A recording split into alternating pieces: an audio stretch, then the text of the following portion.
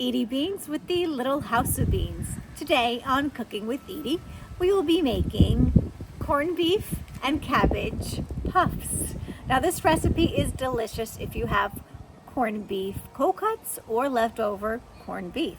The recipe and the links to the products you see me using here will be in the description below. And if you guys already did not know, we do have a Facebook group called Omnia Stovetop Oven Fans. Ding! And we do have a cookbook. Well, my cookbook. Outdoor Cooking with Edie.